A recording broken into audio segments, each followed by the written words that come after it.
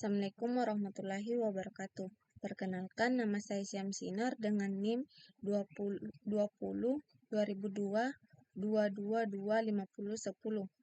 kelas TI 403. Hari ini kita akan membahas mengenai sistem keamanan komputer. Nah, berikut beberapa contoh sistem keamanan operasi. Yang pertama, ada sistem kontrol akses fisik, di mana sistem ini merupakan pembatasan akses fisik ke area-area tertentu, seperti ruang server, data center, gudang barang, dan lainnya. Contohnya menggunakan kartu akses, fingerprint, atau sistem penguncian pintu otomatis. Nah, komponen sistem kontrol akses fisik ada beberapa, seperti perangkat keras, perangkat lunak, jaringan, dan data. Selanjutnya ada manfaat sistem kontrol akses fisik, di mana sistem kontrol akses fisik menawarkan beberapa manfaat, antara lain meningkatkan keamanan. Sistem PAK dapat membantu meningkatkan keamanan dengan membatasi akses ke area yang sensitif. Kedua, meningkatkan efisiensi. Nah, yang terakhir, meningkatkan akuntabilitas. Selanjutnya ada jenis sistem kontrol akses fisik. Ada beberapa jenis sistem kontrol akses fisik yang tersedia, antara lain sistem kontrol akses berbasis kartu, di mana sistem ini menggunakan kartu fisik untuk mengidentifikasi pengguna. Selanjutnya ada sistem kontrol akses biometrik, di mana sistem ini menggunakan biometrik seperti sidik jari atau pengenalan wajah untuk mengidentifikasi pengguna. Selanjutnya ada sistem kontrol akses berbasis PIN. Sistem ini menggunakan PIN untuk mengidentifikasi pengguna. Selanjutnya ada contoh penerapan sistem kontrol akses fisik, di mana seperti gedung perkantoran. Selanjutnya ada fasilitas industri, gedung pemerintahan, dan fasilitas kesehatan. Dan juga ada sekolah. Selanjutnya yang kedua ada enskripsi data. Enskripsi data adalah proses mengubah data menjadi bentuk yang tidak dapat dibaca oleh pihak yang tidak memiliki kunci deskripsi. Nah, enskripsi data digunakan untuk melindungi data sensitif dari akses yang tidak sah. Cara kerja enskripsi data menggunakan algoritma untuk mengubah data asli atau plain text menjadi ciphertext. Ciphertext adalah data yang dienkripsi dan tidak dapat dibaca tanpa kunci deskripsi. Kunci deskripsi merupakan string rahasia yang digunakan untuk mengubah ciphertext menjadi plain text. Selanjutnya ada dua jenis enskripsi data. Yang pertama itu enskripsi simetris, merupakan kunci yang sama untuk enskripsi dan deskripsi. Selanjutnya ada enskripsi asimetris, menggunakan dua kunci. Yang pertama itu kunci publik dan kunci privat. Nah, kunci publik dapat dibagikan secara bebas, sedangkan kunci privat dapat dirahasiakan pengirim menggunakan kunci publik penerima. Untuk mengenskripsi data dan penerima menggunakan kunci privatnya untuk mendeskripsi data. Nah, manfaat enskripsi data sendiri yang pertama itu melindungi data sensitif. Yang kedua, mematuhi peraturan. Nah, yang ketiga, meningkatkan kepercayaan pelanggan. Selanjutnya, ada beberapa contoh penggunaan enskripsi data. Yang pertama itu keamanan internet. Nah, yang kedua, penyimpanan data. Yang ketiga, selanjutnya, yang sistem keamanan operasi yang ketiga ada firewall dan intrusion detection atau prevention system. Nah, firewall adalah sistem keamanan jaringan yang digunakan untuk menyaring lalu lintas jaringan masuk dan keluar. Firewall dapat membantu melindungi jaringan dari serangan cyber, seperti malware, virus dan akses yang tidak sah. Berikut cara kerja firewall. Firewall bekerja dengan memeriksa paket data yang masuk dan keluar dari jaringan.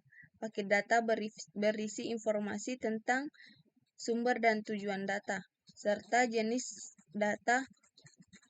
Selanjutnya, firewall menggunakan aturan keamanan untuk menentukan apakah paket data harus diizinkan masuk atau keluar dari jaringan. Selanjutnya, ada beberapa jenis-jenis firewall. Yang pertama, firewall berbasis filter paket.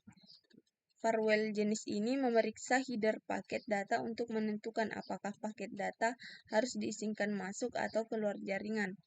Selanjutnya ada firewall berbasis proxy. Firewall ini bertindak sebagai perantara antara klien dan server. Selanjutnya ada firewall berbasis stateful inspection.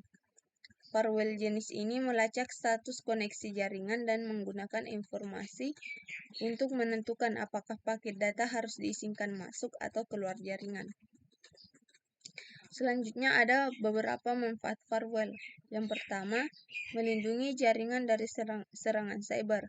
Yang kedua, membatasi akses ke sumber daya jaringan. Nah, yang ketiga, mematuhi peraturan.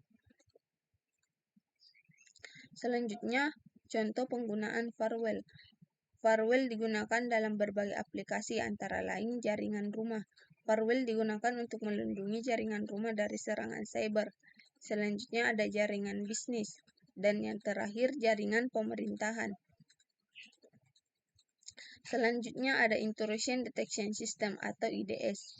Nah, IDS ini merupakan sistem keamanan jaringan yang digunakan untuk mendeteksi antivirus mencurigakan dalam jaringan. Selanjutnya, cara kerja IDS dengan memantau lalu lintas jaringan dan aktivitas sistem. IDS mencari pola aktivitas yang menunjukkan aktivitas mencurigakan seperti akses yang tidak sah atau serangan malware. Ketika IDS mendeteksi aktivitas mencurigakan. Selanjutnya ada jenis-jenis IDS. Yang pertama, IDS berbasis host. Yang kedua, IDS berbasis jaringan. Yang terakhir, IDS berbasis hybrid. Selanjutnya ada beberapa manfaat IDS. Yang pertama, mendeteksi serangan cyber. Yang kedua, mengurangi waktu respon. Dan yang terakhir, meningkatkan keamanan jaringan. Nah, contoh penggunaan IDS. Yang pertama itu pada jaringan rumah. Yang kedua, jaringan bisnis. Dan yang terakhir, jaringan pemerintah. Selanjutnya ada Intrusion Prevention System atau IPS. Merupakan sistem keamanan jaringan yang digunakan untuk mendeteksi dan mencegah serangan cyber. Nah, cara kerjanya memantau lalu lintas jaringan dan aktivitas sistem. Ketika IPS mendeteksi aktivitas mencurigakan, IPS dapat mengambil tindakan untuk menghentikan serangan seperti memblokir lalu lintas jaringan atau menutup port. Selanjutnya ada jenis-jenis IPS. Yang pertama, berbasis host. Yang kedua, berbasis jaringan. Yang terakhir, berbasis hybrid. Manfaat IPS sendiri yaitu mencegah serangan cyber, mengurangi waktu respon, dan meningkatkan keamanan jaringan. Sedangkan contoh penggunaan IPS sendiri yaitu sebuah bank menggunakan IPS untuk memblokir serangan DDoS yang mencoba melumpuhkan situs webnya. Yang kedua, sebuah rumah sakit menggunakan IPS untuk mencegah malware yang dirancang untuk mencuri data pasien. Nah, yang terakhir, sebuah agen pemerintah menggunakan IPS yang melindungi jaringan classified dari serangan cyber. Selanjutnya, sistem keamanan operasi. Yang keempat ada patch management dan antivirus. Manajemen patch dan antivirus merupakan dua pilar utama dalam strategi keamanan cyber yang efektif. Bekerja sama, mereka membantu melindungi sistem dari kerentanan dan serangan yang diketahui. Nah, manajemen patch sendiri definisinya, manajemen patch adalah proses menerapkan pembaruan perangkat lunak secara teratur untuk memperbaiki kerentanan keamanan. Manfaatnya sendiri mengurangi risiko eksploitasi kerentanan yang diketahui. Yang kedua, meningkatkan stabilitas dan kinerja sistem. mematuhi peraturan keamanan. Untuk antivirus sendiri, merupakan perangkat lunak yang dirancang untuk mendeteksi, mencegah, dan menghapus malware dari perangkat. Sedangkan manfaatnya melindungi dari virus, worm, trojan, dan malware, mendeteksi dan memblokir ancaman baru, dan yang terakhir memberikan perlindungan real-time. Kerjasama yang kuat. Nah, manajemen patch dan antivirus saling melengkapi untuk memberikan perlindungan yang lebih komprehensif. Manajemen patch memperbaiki kerentanan yang diketahui yang dapat dieksploitasi oleh malware, sedangkan antivirus mendeteksi dan memblokir malware yang mencoba memanfaatkan kerentanan yang belum ditambal. Selanjutnya, praktik terbaik untuk penerapan efektif. Yang pertama, memiliki strategi manajemen patch yang jelas. Yang kedua, gunakan solusi antivirus yang bereputasi baik. Yang ketiga, perbarui perangkat lunak secara teratur. Nah, yang terakhir, tingkatkan kesadaran pengguna. Selanjutnya, sistem keamanan operasi yang terakhir merupakan monitoring dan login. Nah, monitoring sendiri adalah proses pengumpulan dan analisis data secara real-time atau near real-time untuk memantau kinerja kesehatan dan keamanan sistem dan jaringan. Manfaatnya sendiri mengidentifikasi dan menyelesaikan masalah dengan cepat, mencegah downtime dan gangguan layanan. Yang ketiga, meningkatkan kinerja dan efisiensi sistem. Nah, yang terakhir, memperkuat keamanan dan mematuhi peraturan. Selanjutnya, login merupakan proses merekam peristiwa dan aktivitas sistem dan jaringan ke dalam file log untuk analisis dan investigasi di masa depan. Manfaatnya sendiri menyediakan jejak audit untuk melacak antivirus pengguna dan sistem. Selanjutnya, membantu mendiagnosis masalah dan mengidentifikasi akar penyebabnya. Nah, yang ketiga, mematuhi peraturan kepatuhan dan persyaratan keamanan.